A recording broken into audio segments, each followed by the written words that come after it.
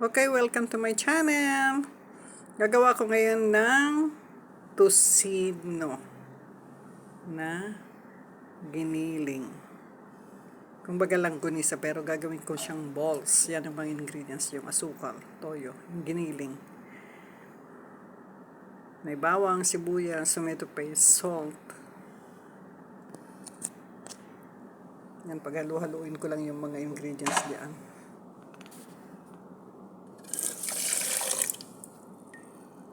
Kung ano rin yung procedure ko na ginawa doon sa chicken tocino, yun din ang gagawin ko. Magkaiba lang, yung chicken tocino, buo siya. Ito, giniling.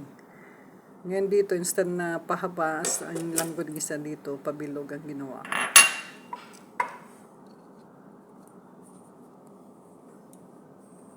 Lagyan ko lang ng konting flour, dahil wala akong cornstarch. Flour ang ginamit ko. Para maging ano lang siya, mabuo lang siya.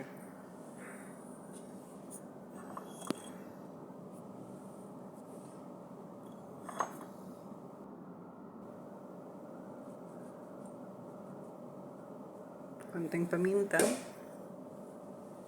Yung pinong pamintang linagay ko. Halo-halo na using the hand mixer. O diba, hindi pa naka-on.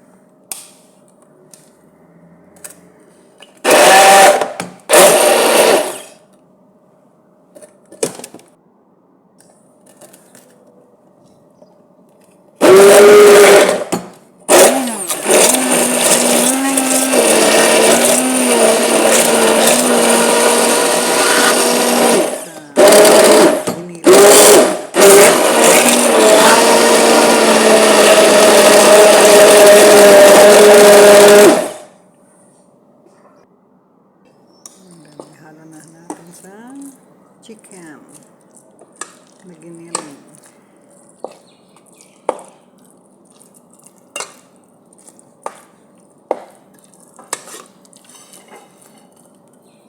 Dagdagan lang ng konting flour para mabuo lang siya.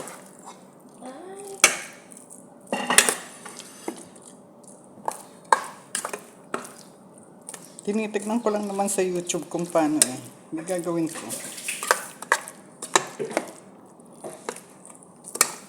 Tapos kung nandiyan na, iluto na. Okay guys, it's frying time. Yan na siya.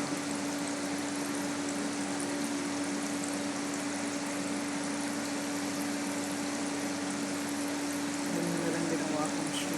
Instead na pahaba. Kasi lang ganisa. Yan na siya. Finished product. Thank you for watching.